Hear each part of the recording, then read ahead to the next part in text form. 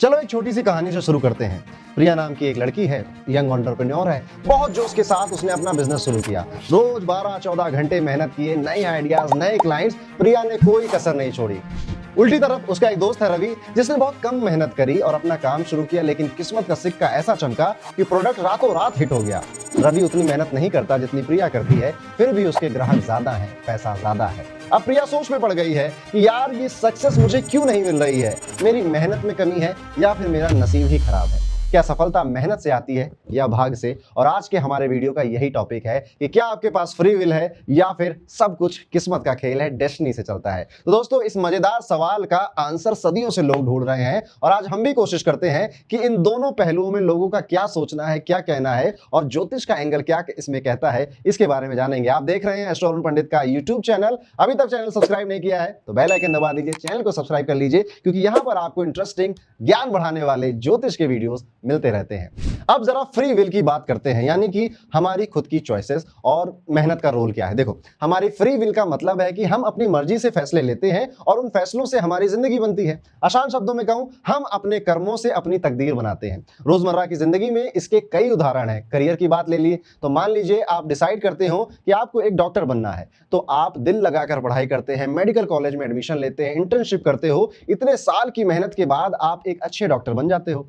ये आपकी मेहनत है, आपका डिसीजन है, यानी कि फ्री विल है। सीधा नतीजा लाया सफलता का। इसी तरह रिलेशनशिप में भी अगर आप दोस्ती या शादी में अपने पार्टनर का ख्याल रखते हो, ईमानदारी और प्यार देते हो, तो रिलेशनशिप मजबूत होने के चांसेस बढ़ जाते हैं। ये आपके अपने एक्शन से मुमकिन हुआ। और पर्सनल लाइफ में मान लो आप तय करते हो कि रोज सुबह उठकर दौड़ लगाओगे या फिर जिम ज्वाइन करोगे, ये आपका चॉइस है, आपकी फ्री विल है। कुछ ही महीनों में आपकी सेहत सुधरने लगेगी, स्टेमिना बढ़ेगा, क्योंकि आपने मेहनत की, खुद को बदला अपने फैसले से। तो कुल मिलाकर फ्री विल हमें ताकत देती है अपनी जिंदगी को शेप करने की। पश्चिम में यानी कि वेस्टर्न साइड में कई ऐसे फिलोसोफर हुए जिन्होंने फ्री विल के पक्ष में काफी बातें बोली। उनमें से सबसे ज्यादा प्रसिद्ध है इमैनुअल कांत। आप अगर यूपीएससी की तैयारी कभी की होगी तो एथिक्स के पेपर में इनके बारे में बहुत पढ़ना पड़ता है। ये एक जाने माने जर्मन फिलोसोफर थे। इनका मानना था कि इंसान अपनी समझ और स्वतंत्र इच्छा यानी कि फ्री विल से सही निर्णय लेकर अपनी नैतिक जिम्मेदारी निभाता है। सिंप्लीफाई कर कहें तो कांत ये मानते थे हमारे पास चुनने की आजादी है, इसलिए हम अपने अच्छे बुरे कर्मों के जिम्मेदार भी हैं। इस तरह एक फ्रांस के भी फिलोसोफर थे जिनका नाम था जॉ पॉल। जॉ पॉल ने काफी जोर देकर कहा कि इंसान पूरी तरह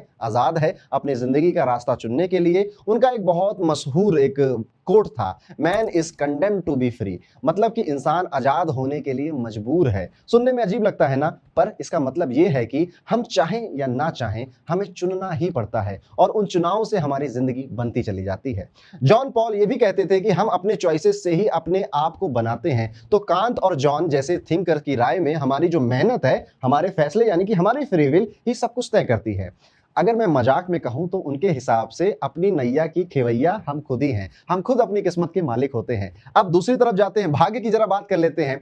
किस्मत, तकदीर, भाग्य, आप किसी का भी नाम इसको दे दीजिए, ये वो चीज है जिस पर सबका कभी ना कभी भरोसा या शक जरूर होता है। डेस्टिनी का सिंपल मतलब है कि कुछ चीजें हमारे कंट्रोल में नहीं होती, वो जैसे होने वाली हैं होकर ही रहती हैं। रियल लाइफ एग्जांपल से समझे तो कई बार ऐसा दिखता है कि दो लोग बराबर मेहनत करते हैं लेकिन नतीजे अलग अलग आ जाते हैं। कोई अमीर परिवार में पैदा होता है, कोई गरीब घर में जन्म लेता है। जन्म तो अपने हाथ में नहीं था, इसे भाग्य कहते हैं। जिस बच्ची का जन्म गरीब परिवार में हुआ उसे अच्छी पढ़ाई या रिसोर्सेज नहीं मिले, भले वो कितनी भी टैलेंटेड क्यों ना हो, यहां उसकी मेहनत से पहले किस्मत बीच में आकर रोड़ा बन गई। वहीं जो बच्चा अमीर घर में पैदा हुआ उसे बचपन से ही बढ़िया स्कूल, नेटवर्क, सुविधाएं और रिसोर्सेज मिले। ये उसकी मेहनत का फल नहीं, भाग्य का तोहफा था। आगे चलकर अगर वो कम मेहनत करके भी आगे निकल जाता है तो लोग कहेंगे ये उसकी किस्मत है, उसकी किस्मत बड़ी अच्छी है। कभी कभी जिंदगी में ऐसे मौके या हादसे भी होते हैं जिन पर हमारा बस नहीं चलता।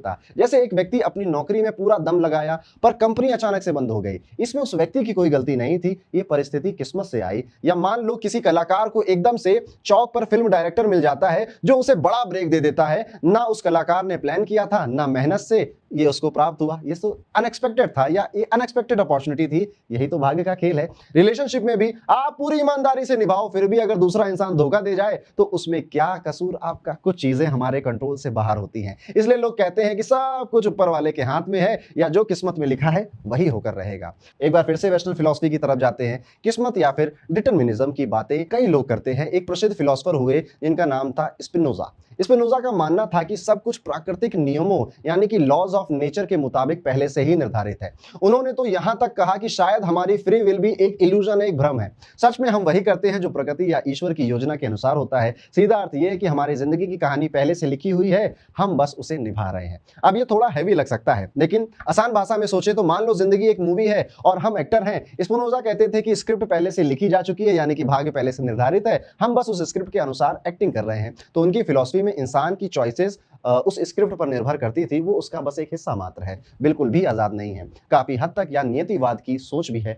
दुनिया में कई लोग भी ऐसे मानते हैं कि सब कुछ पहले से लिखा हुआ है, पहले से तय है। हालांकि सब स्पिनोजा से सहमत नहीं थे, पर उन्होंने डेस्टिनी का नजरिया बहुत स्ट्रांगली रखा। अब थोड़ा एस्ट्रोलॉजी को लेकर आते हैं। एस्ट्रोलॉजी का सरल नजरिया भी देख लेते हैं, क्योंकि हमारे यहाँ ये बात बहुत बार चर्चा में आती है। हल्के फुल्के अंदाज में समझते हैं कि ज्योतिष यानी कि आपकी कुंडली, राशि वगैरह किस तरह से असर डालता है। भारत में ज्यादातर लोग मानते हैं कि भाग्य और कर्म दोनों मिलकर जीवन बनाते हैं। कुंडली क्या कहती है? आपकी जन्म तारीख, समय और स्थान पर आधार पर ग्रहों की स्थिति जानकर जीवन के कुछ रुझान बताए जाते हैं। सरल भाषा में कुंडली एक नक्शा देती है, बताती है कि किन क्षेत्रों में आपको आसानी हो सकती है और कहां चुनौतियां मिल सकती हैं। उदाहरण के लिए किसी की कुंडली देखकर ज्योतिषी कह सकता है कि तुम्हारे अंदर ना कला का योग या फिर सिंगर बनने का, आर्टिस्ट बनने का योग नजर आता है। ये भाग्य का इंडिकेशन हुआ, यानी कि आपके सितारे उस तरफ इशारा कर रहे हैं। लेकिन अगर वो इंसान कभी रियाज ना करे, कभी प्रैक्टिस ही ना करे, कभी गाना बनाना ना लिखना सीखे ही नहीं, भला सिर्फ कुंडली के भरोसे क्या वो मशहूर सिंगर बन जाएगा? यहाँ पर फ्री विल यानी कि कर्म की जरूरत पड़ जाती है। ज्योतिष अक्सर ये मानता है कि भाग्य अवसर देता है, लेकिन उस अवसर पर चलना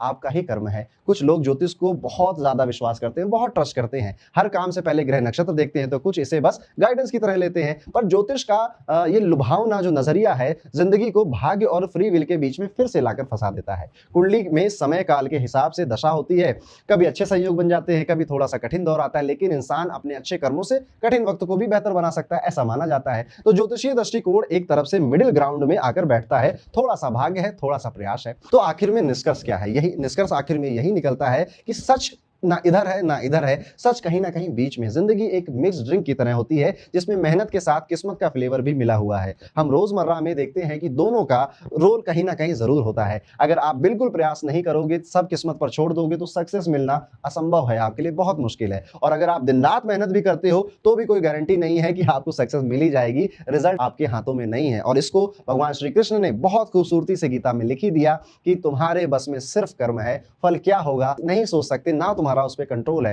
तो जिस पे तुम्हारा कंट्रोल है उसी पे चलते जाओ। यानी कि एक बढ़िया संतुलन बनाना ही एक समझदारी है। मुझे एक बात याद आती है कि मेहनत जरूरी है, पर कभी कभी वक्त का भी असर होता है। मतलब कि जी तोड़कर मेहनत कर लीजिए, क्योंकि बिना मेहनत के फल नहीं मिलता। लेकिन अगर कभी परिणाम आपके मन मुताबिक ना आए, तो ये मत सोचो कि सारी मेहनत बेकार है। हो सकता है वक्त या भाग का पहिया उस पल आपके हक में नहीं था। फ्री विल और डेस्टिनी को अलग नहीं समझना। और जैसा कहते हैं ना कि God help those who help themselves, वैसे ही किस्मत भी अक्सर उसी का साथ देती है जो अपना काम पूरे दिल से करता है। अंत में मिडिल ग्राउंड ये है कि जो हमारे हाथ में है वो है मेहनत और चुनाव यानी कि फ्री विल, और जो हमारे हाथ में बिल्कुल भी नहीं है वो है हमारा भाग्य। इसलिए अपने कंट्रोल वाली चीजों पर फोकस करिए, उन्हें बेहतर से बेहतरीन बनाते चले जाइए, बाकी को स्वीकार करना सीखिए, खुद पर भरोसा रखिए और साथ ही जिंदगी के अनपेक्षित जो ट्विस्ट हैं, जो टर्न हैं, उनको भी एक्सेप्ट करते चाहिए। अब आपकी अगर चाय खत्म हो गई हो तो एक और कप भर लीजिए, क्योंकि जिंदगी के सफर में मजा इसी बात का है। अगला कदम हमारे प्रयास तय करते हैं, लेकिन उस राह में आने वाले नजारे कभी कभी किस्मत दिखा देती है। मुस्कुराते रहो, मेहनत करते रहो और भरोसा रखो कि ये जिंदगी की कहानी